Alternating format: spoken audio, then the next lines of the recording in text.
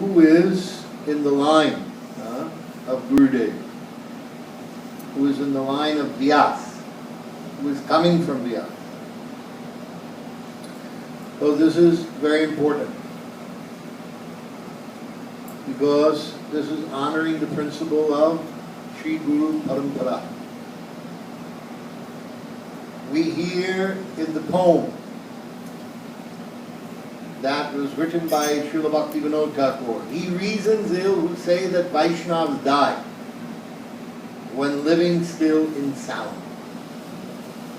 The Vaishnavas die to live, and living spread the holy name around.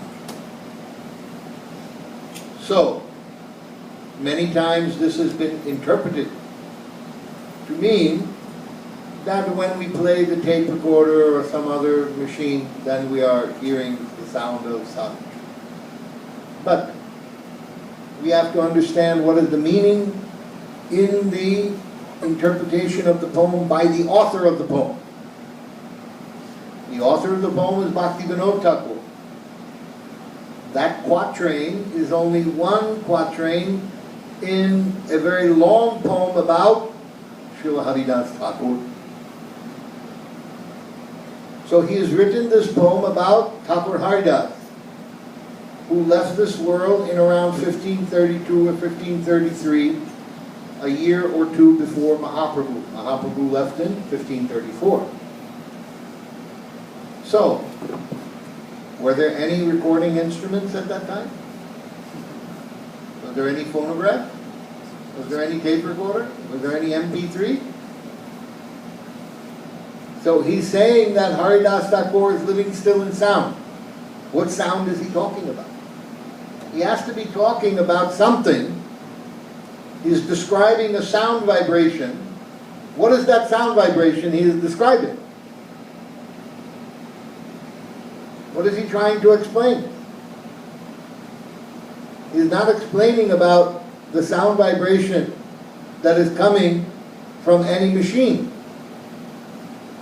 So someone may argue, well, when he wrote it in a time when there was tape recorders, so he's talking about the future. Oh? He wrote it in 1872. 6 years before Thomas Alva Edison invented the phonograph. So it wasn't until 6 years later that we had the first recording device by which you could record a sound vibration. So when he wrote this poem, he wasn't talking about any kind of recording device whatsoever. This is the first thing that we must understand. What is he speaking about? He's saying Haridas Thakur is living still in sound. What sound is he living in? Not on the tape recorder, not on the phonograph, not on the MP3, not on the internet. He's not on any of these things. Where is the sound coming from? The sound is coming from the manifest sadhu in Guru Parampara. Who is the present sadhu in the line of Guru Parampara? He, this person, he is giving that sound, that same sound as Haridas Thakur. So what is this sound? Do we know what is this sound? What is the sound? Krishna plays the flute in the ear of Brahma. It enters into Brahma's ear as Gopal Gayatri, as Gayatri mantras. Then those mantras enlighten his consciousness. Then he gives mantras and he gives verses of Bhagavatam to whom? Nard. Then Nard speaks to Vyas. Vyas, Suka, Suka, Suta, Suta, Shonaka. Then Vyas Madhva. Down the line to Mahaprabhu. To Haridas Thakur. And then down the line to whom? Goswami, all these personalities, Vishwanath Chakravarti Thakur, Bhaktivinoda Thakur, Srila Prabhupada, Srila Gurudev. The sound from Gurudev's voice is the sound coming from Haridas Thakur. Living still in sound. It is the transcendental sound vibration of the flute of Sri Krishna. When we hear the transcendental voice of the sadhu, we are hearing Krishna's flute. This is Guru Parampara. So we are honoring Vyasadeva today, and we are honoring our personal Guru, whomever that may be, according to our Diksha. Because that person is representing the link. He is the one who is connected in this lineage. That goes back to Vyas, which goes back to Brahma, which goes back to the flute of Sri Krishna. We honor Srila Vyasadeva, and we honor our Gurudev. The acceptance of Sri Guru is imperative. Tasmat Guru prapadyante jignashru sreya uttamam shabde pare chanishnatam brahmashamshaya. This verse is there in the 11th canto of Bhagavat, in the discussions with King Nemi Maharaj. One time we were doing the discussions with Nemi Maharaj, so Gurudev called on Nemi Maharaj to speak. That he was saying, see, Nemi Maharaj was explaining about Nemi Maharaj.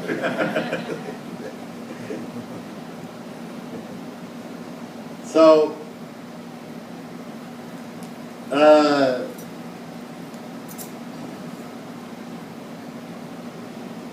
what happened is Rishabdev, you know who is Rishabdev? He is the incarnation of Krishna. So he has 100 sons. The first son is Bharat Maharaj. Bharat Maharaj is the son who becomes the king of the whole world after Rishabdev retires.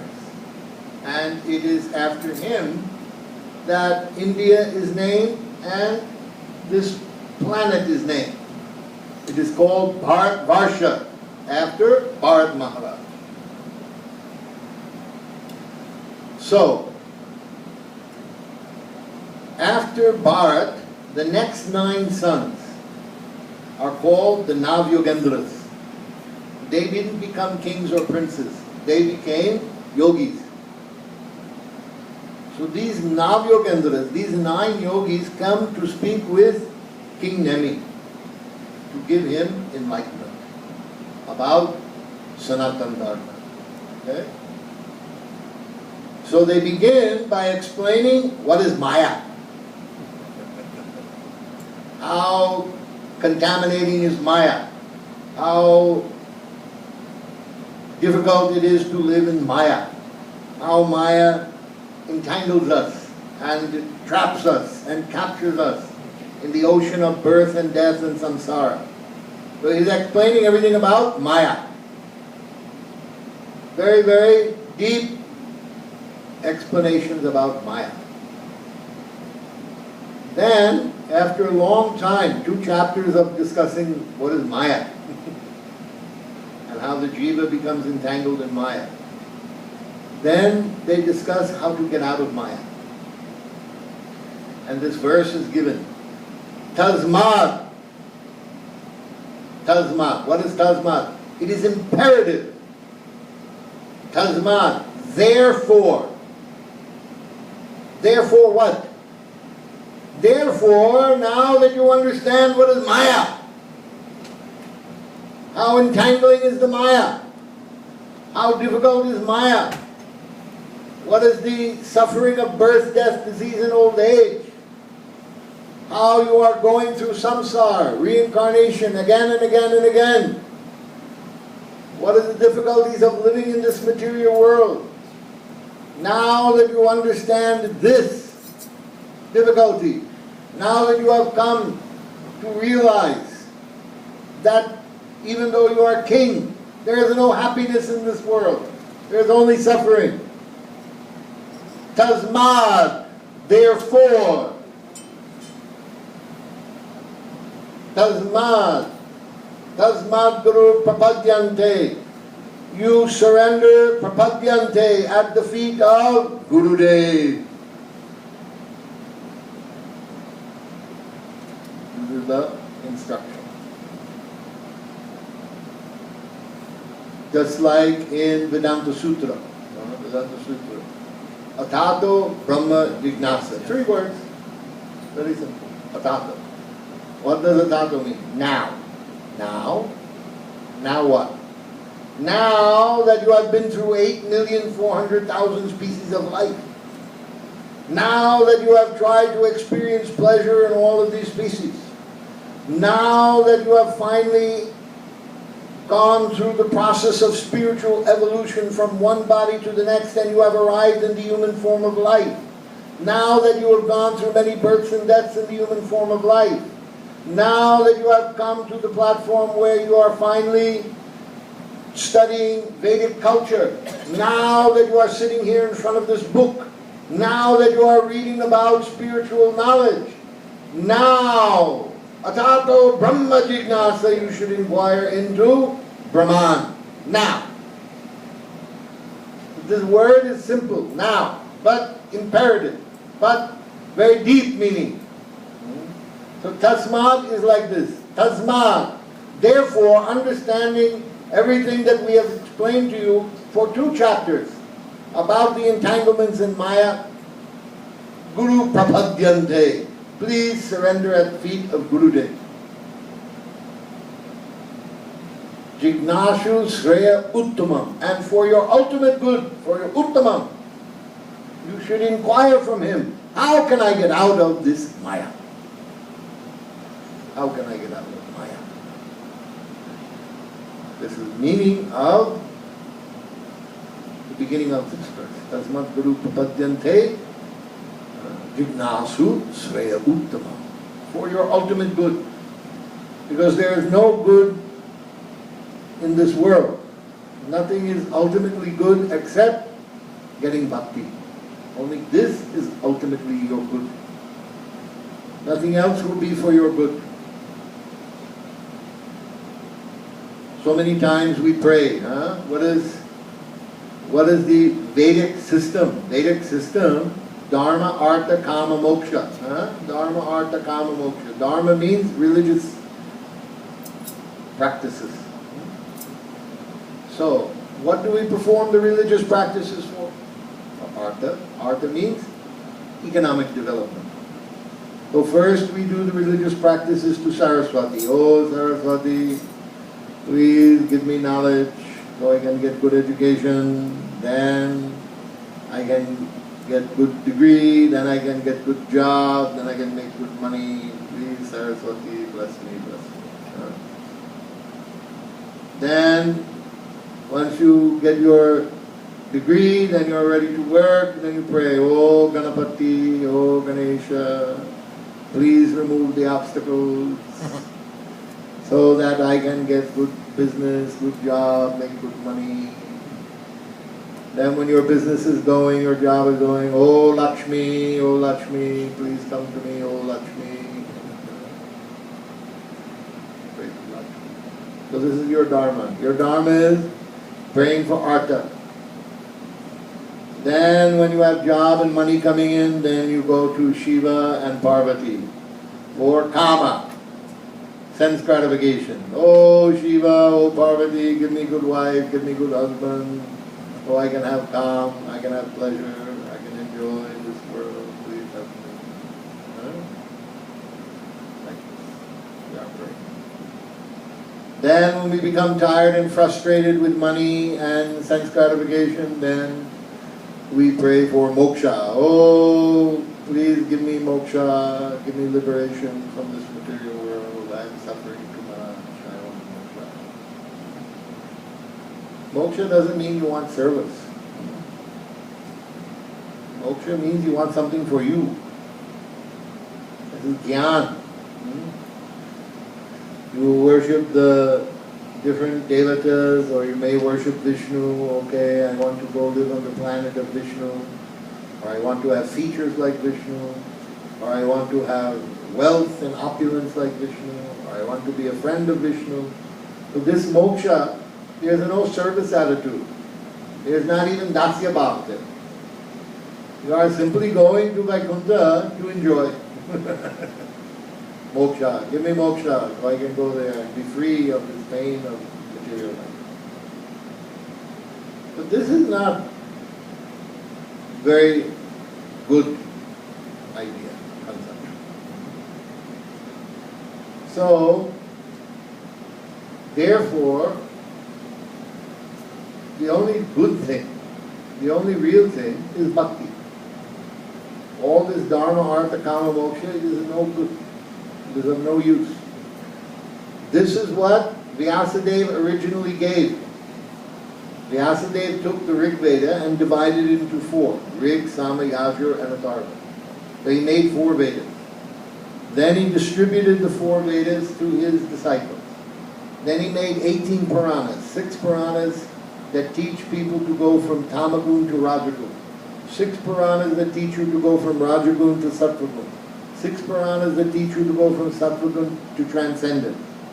Then the Upanishads was also written. Then Vedanta Sutra for giving the Vedanta, the end of knowledge. But this was all Brahmabhuta. Knowledge of transcendence of this material world, but not Bhakti Ras. This was not given. So after he gave all this knowledge, he was unhappy. Vyasadeva was unhappy. He was depressed. Why am I not happy? I did all my pujas, I did all my rituals, I did the yajnas, I did the fire sacrifice, I did the baths, I did everything that I was supposed to do. I gave all this knowledge for the benefit of the public. Why am I not happy? Why am I so unhappy? Then Narada came to him. You are not happy because you have only given them how to go round and round in this material world. Dharma, karma, artha, moksha. Dharma, artha, kama, moksha. You only gave this. You did not give bhakti. You did not tell them about the sweet pastimes of Krishna in Vrindavan. You did not tell them about Krishna playing with cowherd boys and herding the cows. You did not tell them about Krishna in the lap of Mother Yasoda drinking breast milk. You did not tell them about Radha and Krishna doing Ras dance. You did not give this information. Why you not gave? This is bhakti. This is bhakti ras. Without this, life is useless. Why you have not given these things? Then, okay, so I will give these things. Then he edits the Bhagavatam and he puts all this information and he makes it proper. So, now we have Vyasadeva, how Vyasadeva has resolved his issue. We have to see how Vyasadeva resolved his issue. Did he resolve it by reading books on his own? Did he resolve it by writing books? Did he resolve it by discussing with his other peers and disciples about what was contained in the books? No. The only way he was able to resolve the issue was how? Guru Prapadyante. Surrender at feet of Guru. Hear from Sadhu. Hear from Nard.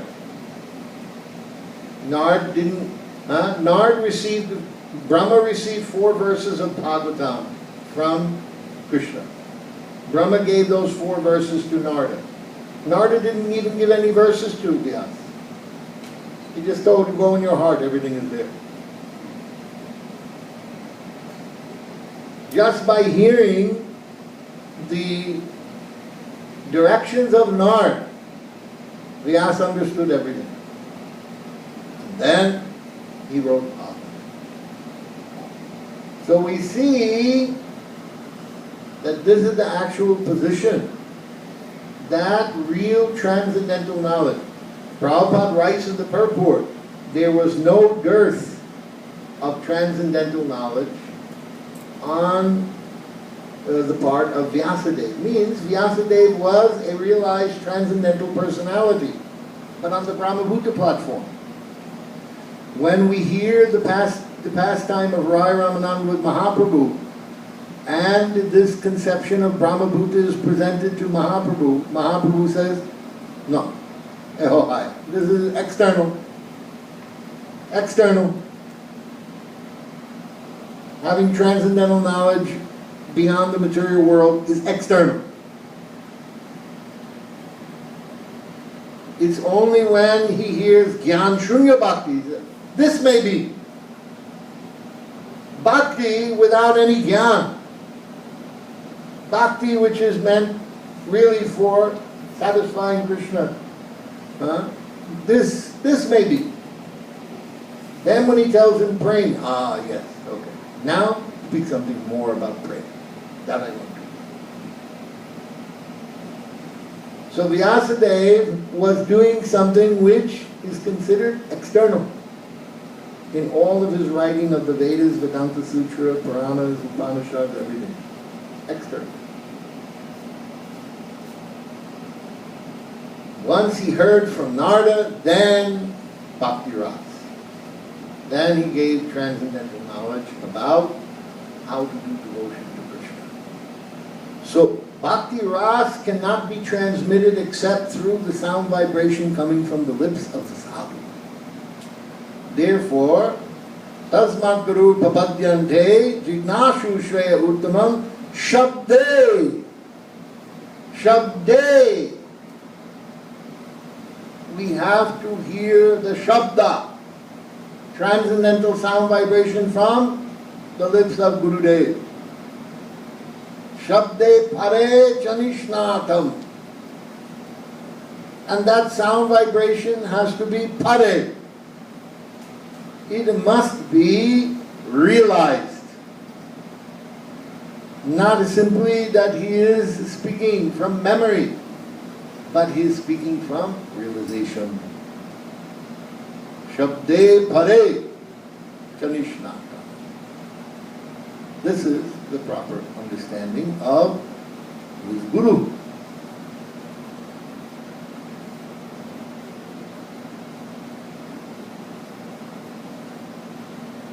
Therefore, Kapila Dev tells Devahuti in 3rd canto, 25th chapter, verse 25, Sattam prasangam mama virya samvido bhavanti ritkarna rasayana katha.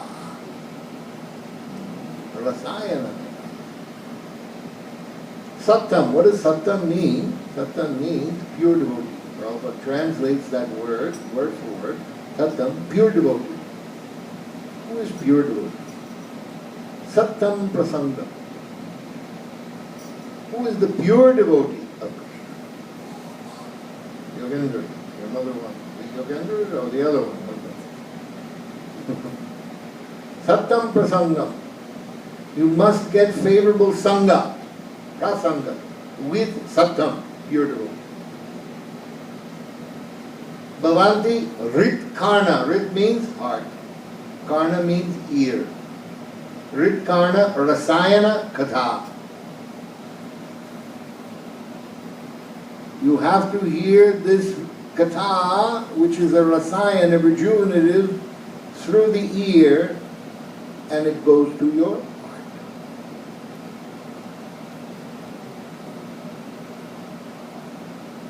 So, what is rasayan? Rasayan in Ayurveda means rejuvenative. It gives new life, new body. There was one yogi, he was meditating in forest, and a big anthill came over his head, and only there was a little hole, like this small hole. You can see the eyes, and some air was coming in that hole. So a king came by with a big retinue. He had Brahmins, soldiers, elephants, horses, everybody. And his small daughter, maybe 14, young girl. How old are you? 14? Yeah. All right, like that. 14, young girl. So, she's a young girl, she's simple. She's walking around in the forest. She's curious. Oh, I'm in the forest. There's some beautiful thing. What is this big mound? What is that little hole? What is that? Some light is there in that hole? So she takes one straw and she put inside it. And goes in the eye of the rishi. And blood comes out. Then, everyone, soldiers, Brahmins, horses, elephants, everybody, no one can pass stool, no one can pass urine. They all get punished. So, they knew some problem has come. What is the problem? So they asked the Brahmin. Then Brahmin did one chart, Prashna Jyotish. Prashna Jyotish means at the moment they ask the question, they calculate from the moment. Then they see. In that chart, everything will be told. So they look. Oh, some young girl, she has offended a rishi. So then the king asked his daughter, you are the only young girl? What you have done? Oh, Baba, I didn't know. I went, one hill was there, I put some straw in there and poked the eye. Something happened, I don't know, blood came out. So they all went to see that mound. What you are talking about? So they went to see the mound. So when they went to see the mound, then they cleared the mound away from the rishi. They washed the rishi, they bathed the rishi, they cleaned his eye, everything. Then they all bowed down and begged the rishi, please forgive us for any mistake we made. So, rishi say yes, no problem, I forgive everybody, I bless you all, no problem. Then king told, okay, I want to give you one boon. Any boon you want, I give you. Okay. I want your daughter for my wife. This old rishi is 200 years old, he got wrinkles on his face. He wants 14-year-old girl for his wife. Now king is thinking, what I have done. Okay, you want my daughter, what I can do? I promised you whatever you want I will give you, so you want my daughter, I have to give my daughter. So they go. Everybody leaves. Then rishi meditates. And he calls Ashwini Kumars. Ashwini Kumars come from heaven. They are the celestial physician. Then they came and they brought with them holy water from heaven and holy water from earth and holy water from everywhere. They make one pond. Then they take this old rishi and they chant mantras, dip him in the pond, he comes out. 21-year-old man, very handsome, very healthy, very good looking, beautiful, everything, muscles, okay. Then rishis, then Ashwini Kumars, they make one formula. They told, okay, this formula comes from all the best herbs of the forest. You eat this every day, you will maintain your 21 years old. You will stay like this. You will maintain your youth. You will rejuvenate. Every day you will rejuvenate. Rasaya. So they named this formula after the rishi, Chayavan Rishi, Chayavan Prash. So this Chayavan Prash is named after this rishi, who rejuvenated his body and he became young. So, Rasayana. This word Rasayana means new body. You will get a new body. You will be rejuvenated and get a new body. Not just a young body, but an eternal body. This katha from Sattam, when you hear the katha from Sattam, from Sadhu, by hearing this katha, your subtle material body, your shukshma sarir, your ahankar, your material manas, material buddhi, it will dissolve. And the Atma, which is inside the subtle body, will manifest. Then you will manifest. You, the spiritual personality, will manifest from this subtle body. 8 verses later, Kapila Dev tells Devahuti this point. That by the process of bhakti, and what are the processes of bhakti? What is the first process? Shravanam, Kirtanam, hearing. Shravanam, Kirtanam, Smaranam, Vishnu Smaranam, Padasevanam. So these processes of bhakti. By the process of bhakti, one will dissolve the subtle body. 3rd canto, 25th chapter, verse number 33. Subtle body becomes a dissolve. When the subtle body is dissolved, when the ahankar is dissolved, when the manas and buddhi are dissolved, the atma, you, come, you manifest. Your eternal spiritual form manifests. So, sattam prasangam mama virya samvido bhavanti ritkarna rasayana katha. This katha, heard from sattam, goes through the ear directly into the heart, dissolves the subtle body, and rasayan rejuvenates you to your original spiritual form. This is the deep meaning of this verse. You understand? Therefore, Shabde. Who is speaking Shabde? Transcendental sound vibration. Shabde pare chanishnatam. He can give rasayan, new body, spiritual body. He can dissolve the subtle body. Why? Because sadhu has no subtle body. Prabhupada has come from Goloka. Gurudev has come from Goloka. When they come to this universe, they will accept ahankar. They will not accept false ego. They will not clothe themselves in false ego or material mind or material intelligence. No. Their Atma is directly inhabiting this body. They are directly inhabiting the body. This Prabhupada explains in 4th canto, 22nd chapter, verse number 26. That purport he told, that the Mahapurush, the liberated soul, directly inhabits the physical body. Just like the coconut.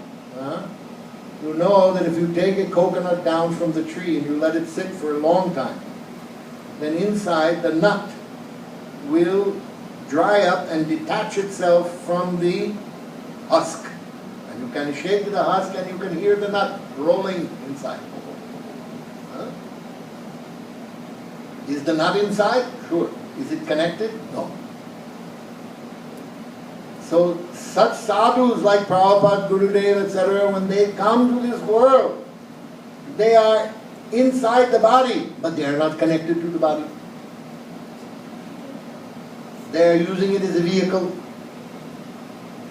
And by their presence in this body, the body becomes Chinmaya Sarir, transcendental spiritual material. That's why when Prabhupada left this world, when Gaur Govinda Maharaj left this world, when Gurudev left this world, their body not become stiff, no more.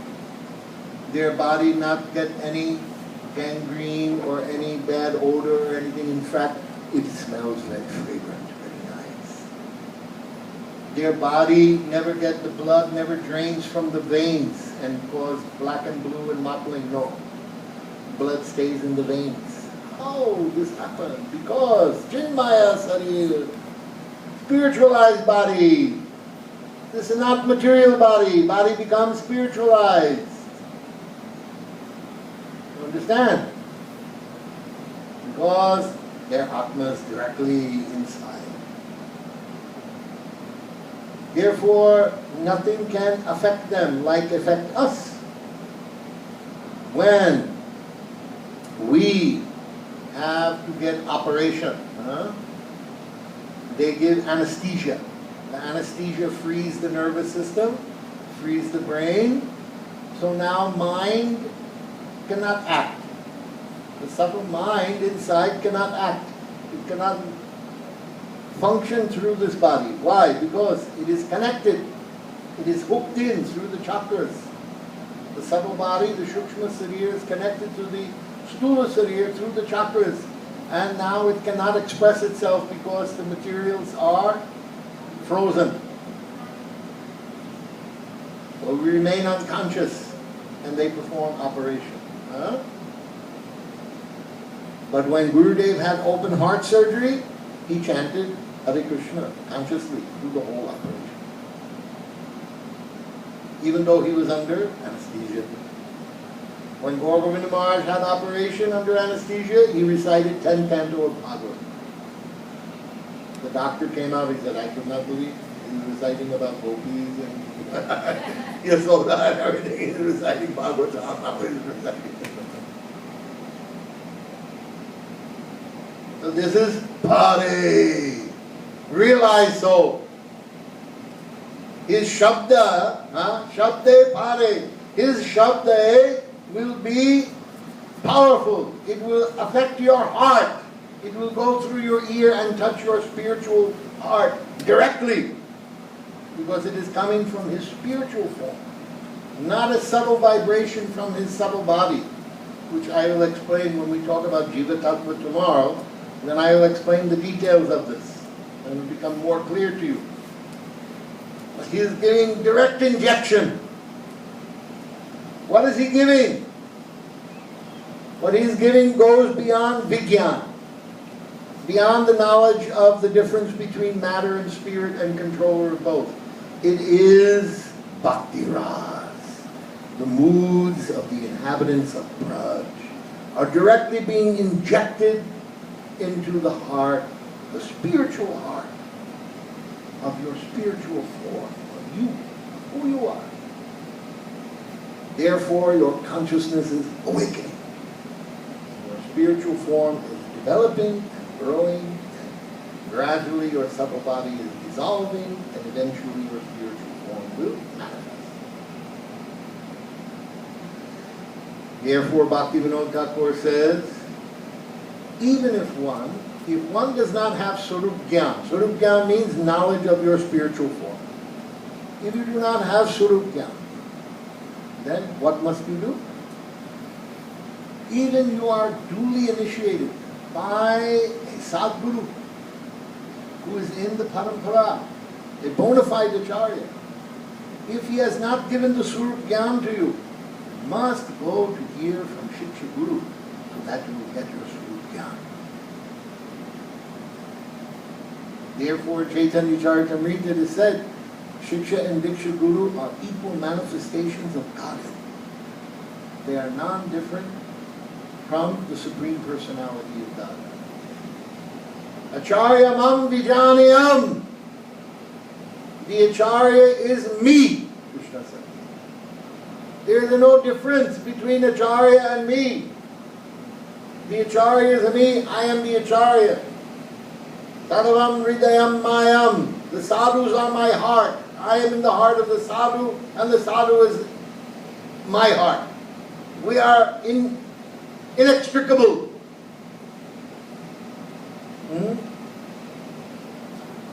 Therefore, it is very clear,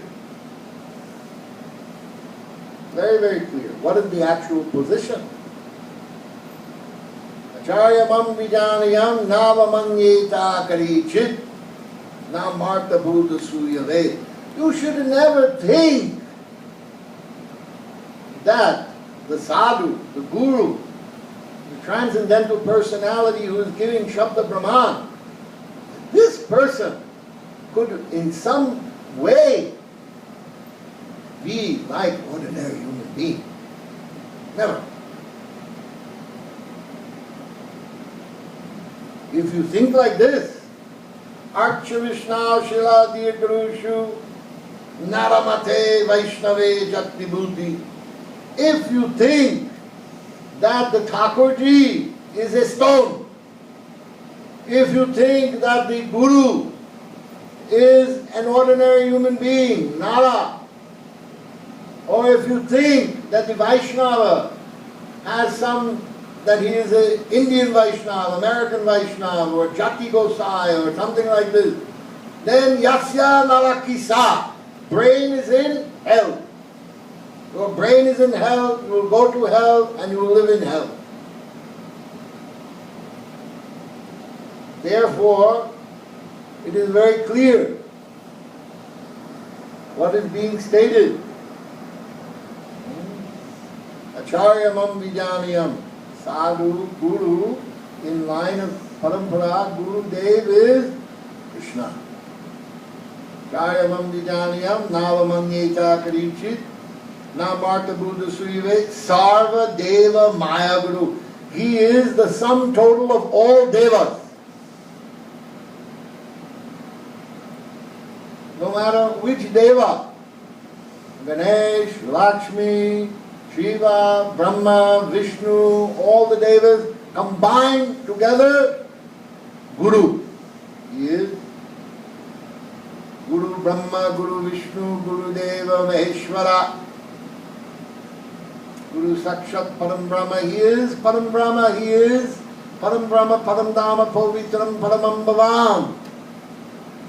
Therefore, Shabde Pare, that Shabda which is coming from his transcendental lips is Pare, realized knowledge, because he is none different from God.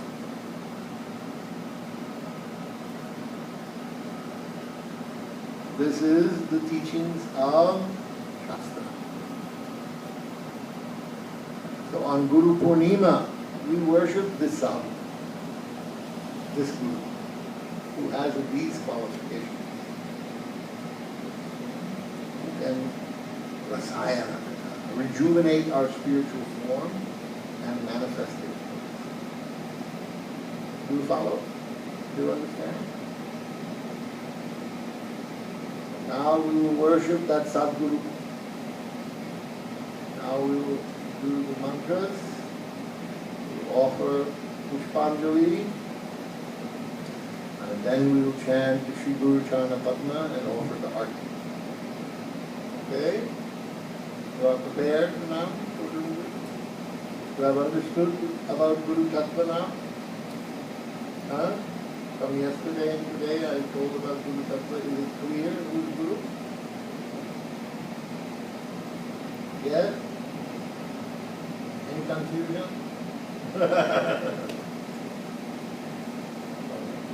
So, you have the flowers. Everyone first, put water in your hand. Wash your hand. Okay? Then, after you wash your hand, you take some flowers in your hand.